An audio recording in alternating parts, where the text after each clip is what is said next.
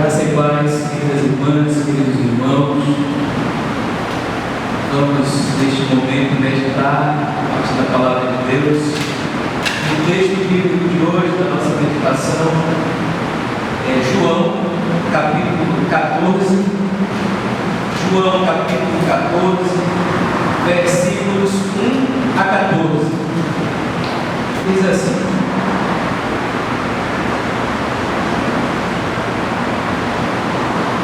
Jesus continuou dizendo: não fique perturbado o coração de vocês. Acreditem em Deus e acreditem também em mim. Existem muitas moradas na casa de meu Pai. Se não fosse assim, eu lhes teria dito, porque vou preparar um lugar para vocês. E quando eu for e lhes tiver preparado um lugar, voltarei e levarei vocês comigo, para que onde eu estiver, estejam vocês também. E para onde eu vou, vocês já conhecem o caminho. Tomé disse a Jesus: Senhor, nós não sabemos para onde vais. Como podemos conhecer o caminho? Jesus respondeu: Eu sou o caminho, a verdade e a vida. Ninguém vai ao Pai senão por mim. Se vocês me conhecem, conhecerão também o meu Pai. Desde agora, vocês me conhecem e já ouviram. Filipe disse a Jesus: Senhor, mostra-nos o Pai, e isso basta para nós. Jesus respondeu: Faz tanto tempo que estou no meio de vocês, e você ainda não me conhece, Filipe. Quem me viu, viu o Pai. Como é que você diz: mostra-nos o Pai? Você não acredita que eu estou no Pai e que o Pai está em mim?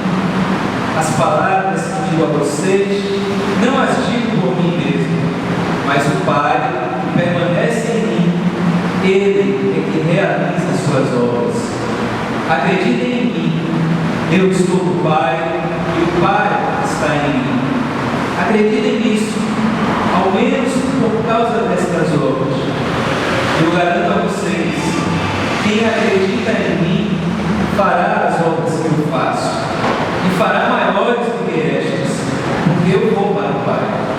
O que vocês pedirem em meu nome, eu farei, para que o Pai seja glorificado no Filho. Se vocês pedirem qualquer coisa em meu nome, eu farei. Amém. Esse texto tão rico, irmãos e irmãs, é importante que a gente situe aqui no Evangelho de João. Ele vem depois do capítulo 13, que fala justamente daquela passagem do lava-pés, que Jesus lava os pés dos seus discípulos, ensinando que o servo não é maior do que o Senhor, nem o mensageiro maior do que aquele que o enviou. Se vocês compreenderem isso, serão felizes se o puserem em prática. Jesus aqui ensina aos discípulos que ele, como mestre, estava aqui para servir. Veio ao mundo não para ser servido, mas para servir e dar a sua vida em resgate de muitos. E além do lava-pés, Jesus ensina isso com aquela sua humildade, com aquela sua sabedoria, ao lavar os pés dos discípulos, mostrando mais uma vez, ensinando aos discípulos que seguir a Jesus é servir, é estar disposto a servir.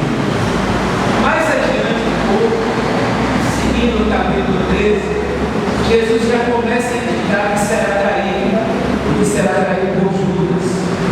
Este momento que antecede o texto que eu li é um texto em que o caminho começa a se estreitar na direção da cruz. Jesus sabe que está cada vez mais perto da cruz e dá as suas últimas lições aos discípulos e discípulas. Ensina que é preciso servir e não há como ser discípulo ou discípulo de Jesus sem estar disposto a colocar o servir como centro da nossa espiritualidade. Ensina também que será traído por um daqueles que comia no pão com Jesus, e este era Judas. podemos ler aí no versículo 18 em diante, do capítulo 13 ainda.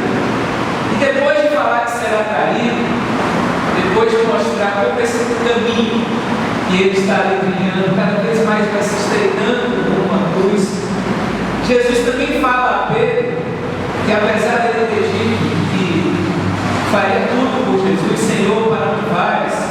Jesus responde para Pedro: para onde eu vou, você não pode me seguir, você me seguirá mais tarde. E aí Pedro diz no versículo 37 do capítulo 13: Senhor, por que não posso seguir-te agora? Eu daria minha própria vida por ti. E Jesus disse para Pedro: olha Pedro, você daria a vida por mim? Eu lhe garanto, antes que o galo cante, você me negará 3 vezes. Então Jesus está mostrando para os seus discípulos ali que esse caminho que ele convida a trilharmos é aquele caminho estreito, caminho em que muitas vezes nos deparamos com traições, caminho em que é um caminho de serviço e não de ser servido, caminho em que nós discípulos às vezes demoramos de compreender a mensagem de Jesus e muitas vezes não conseguimos colocar em prática o seu ensino. Muitas vezes dizemos, mas o que dizemos não conseguimos colocar em prática, como foi o caso do Pedro, que dizia: estou disposto a dar minha vida por ti, mas Jesus falou: olha Pedro, você me negará 3 vezes. E é o que acontece quando nós continuamos a ler o Evangelho. É isso que nós vamos ver. Pedro, mesmo muito desejoso de servir a Jesus, no momento da dificuldade, no momento do medo, no momento das ameaças batendo a porta, ele não conseguiu ser fiel em todos os momentos. Ainda que mais adiante, depois da ressurreição, Pedro será um apóstolo importantíssimo para dar continuidade à comunicação do Evangelho, mesmo enfrentando riscos. Encorajado pelo Espírito Santo, aqui nesse momento, ele ainda não foi capaz de ser fiel a Jesus. De fato, negou Jesus 3 vezes.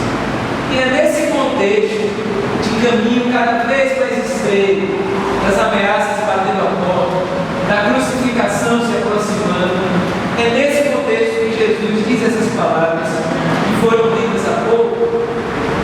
E é importante trazer esse contexto de vista para a gente entender por que Jesus começa dizendo: não fique perturbado o coração de vocês. Não fique perturbado o coração de vocês. O caminho se estreitava, o medo crescia, as ameaças estavam cada vez mais próximas, a traição estava cada vez mais próxima, os discípulos estavam perto de recuar a caminhada com Jesus, e mesmo negar Jesus, se dispersar. E é nesse momento que Jesus disse: não fique perturbado o coração de vocês. Acreditem em Deus e acreditem também em mim. Naquele momento, irmãos e irmãs, de medo, de ameaça, de dúvidas, de fraqueza, Jesus diz: olha, não fiquem perturbados. Não fique perturbado o coração de vocês. Confiem em mim. Mantenham-se firmes na caminhada, mesmo sabendo que os discípulos iam recuar. Mas ele diz: mantenham-se firmes na caminhada. Mantenham o coração de vocês junto comigo, porque é assim que vocês vão conseguir suportar esses momentos duros que virão, esses momentos difíceis que nós teremos de atravessar juntos. Acalma o teu coração. Nós também enfrentamos momentos muito difíceis do nosso dia a dia, momentos de enfermidades, momentos de dores, momentos de dúvidas. E eu gostaria de chamar a atenção, irmãos e irmãs, que nesses momentos, também para nós, Jesus disse: não fique perturbado o coração de vocês. Não deixe que o coração de vocês se aflija de tal maneira que perca as esperanças, que caia no desespero e até permaneça. Não deixe que o coração de vocês se perca na ansiedade, se aflige e se entregue diante da dor ou diante dos temores, mas pelo contrário, não fique perturbado o coração de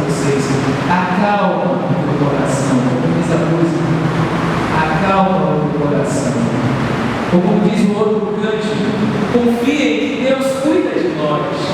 Não fiquem perturbados no coração de vocês, porque eu cuido de vocês. No vale das sombras da morte, no vale das sombras da tristeza, eu cuido de vocês. Podemos cantar aquele cântico: Deus cuida de mim. Na sombra das tuas asas, Deus cuida de mim.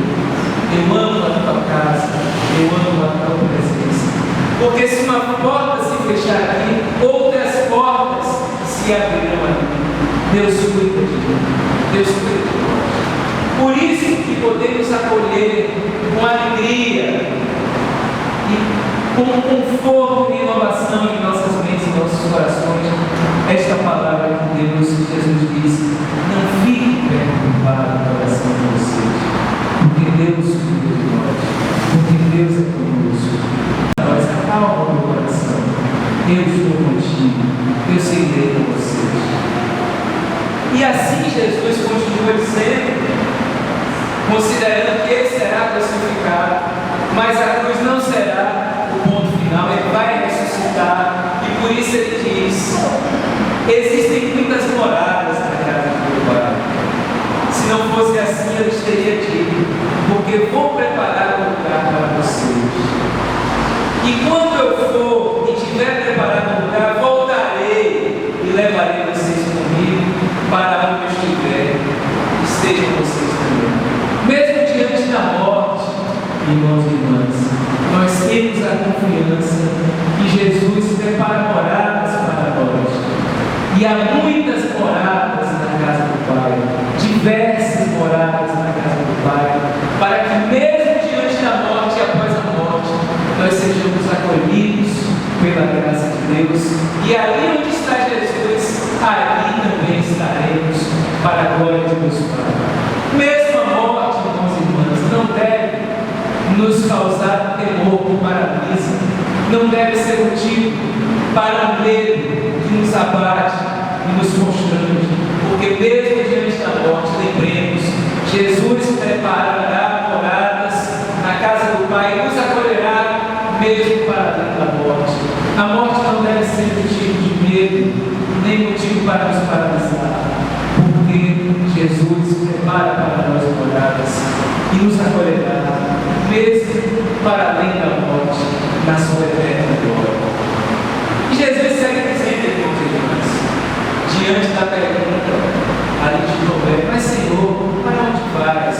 Ainda não era claro para os discípulos e discípulas esse caminho que Jesus ia fazer, de enfrentar a cruz e ao terceiro dia ressuscitar. Por isso que Tomé pergunta: para onde vais? Como podemos conhecer o caminho? E Jesus diz essa frase tão poderosa, tão vigorosa, tão iluminadora para nós hoje e sempre. Jesus responde: eu sou o caminho, a verdade e a vida.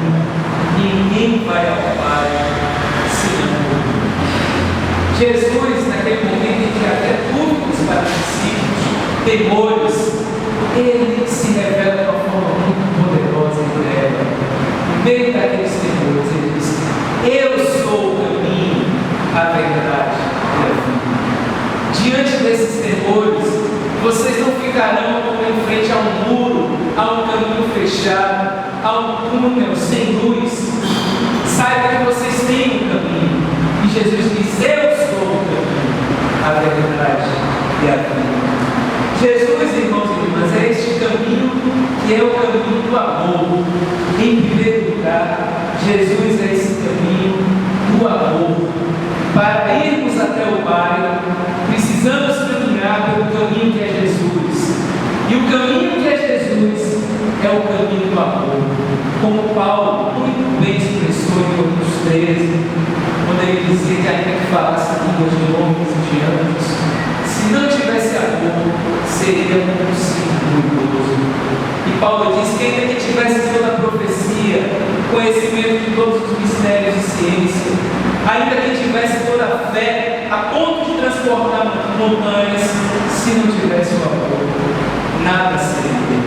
E ainda que distribuísse todos os bens aos famintos, ainda que entregasse o corpo às chamas, se não tivesse o amor, nada disso adiantaria. Jesus é o caminho do amor. Esse amor que Paulo fala em Coríntios 13.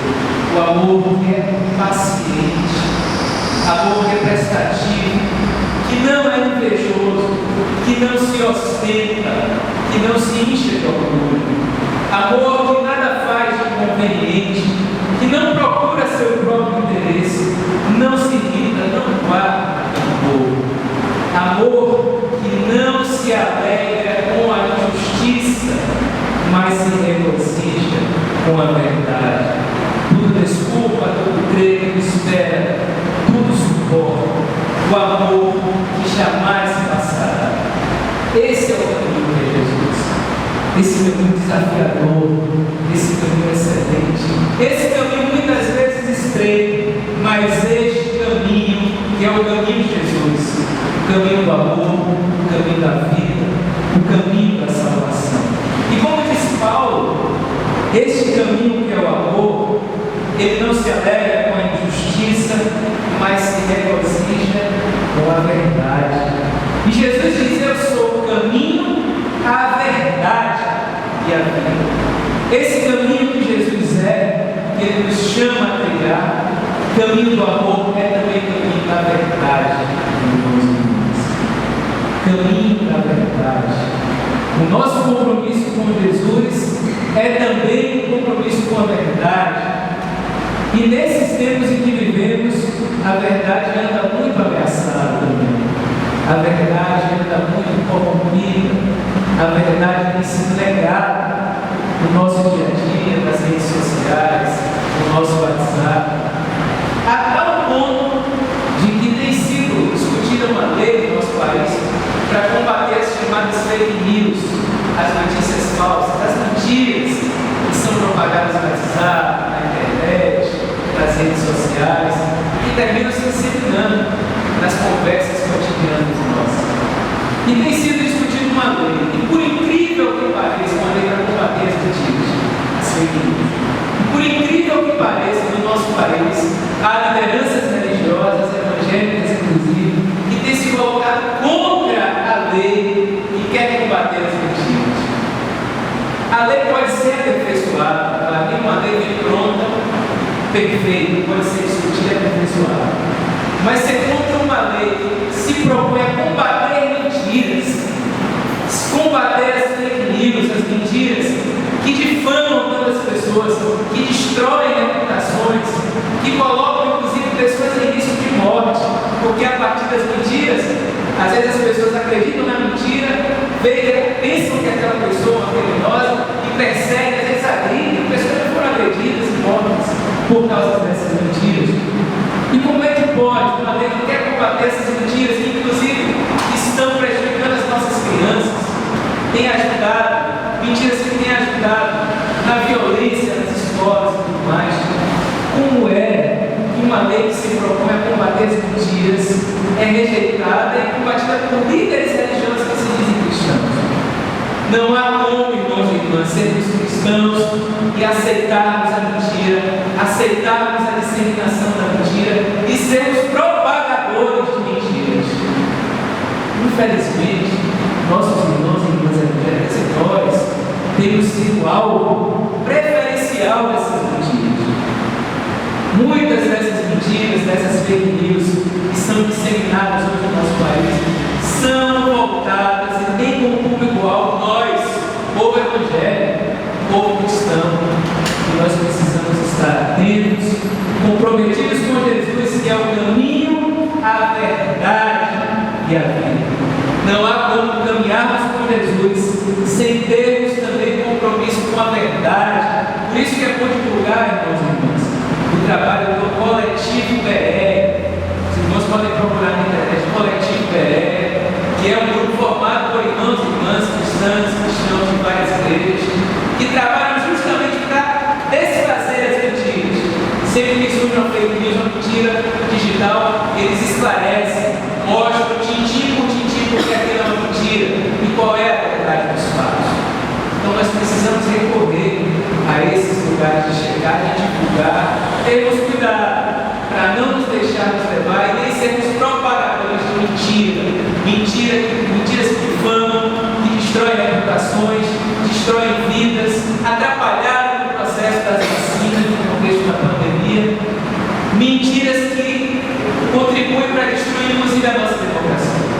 Nosso compromisso como cristãos e cristãs é seguirmos Jesus, que é o caminho do amor, a verdade, que não coaduna, nem se faz conivente com as mentiras, caminho, verdade e a vida.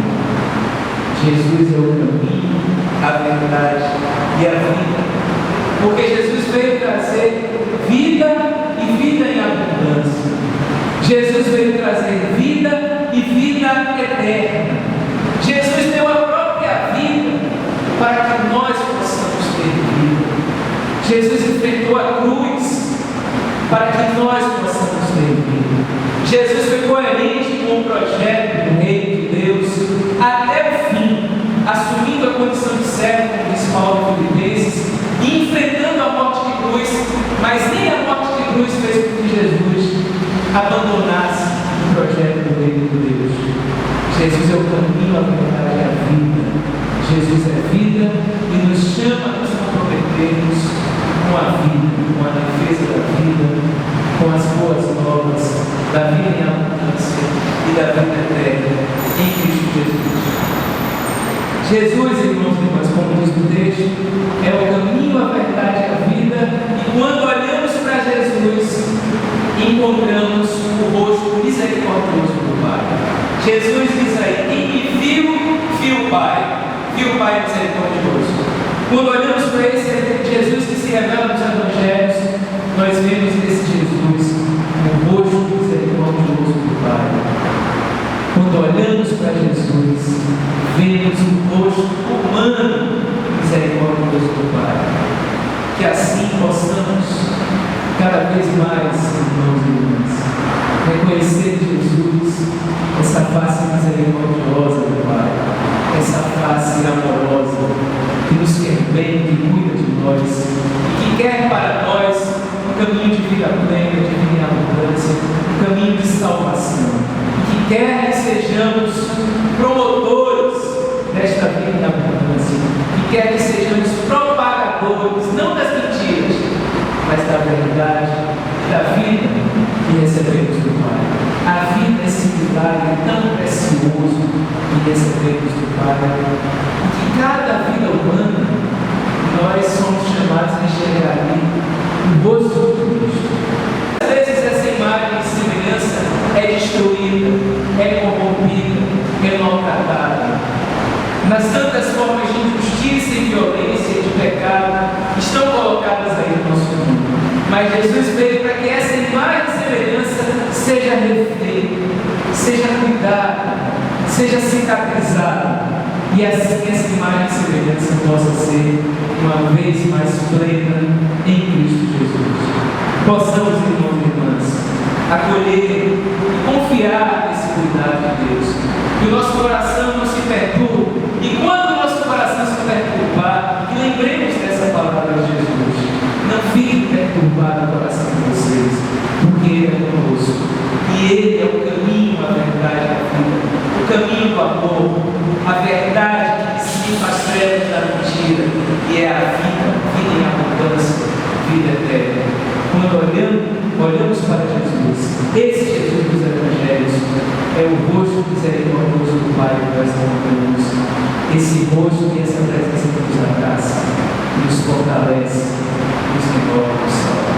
Que assim possamos continuar caminhando no caminho que é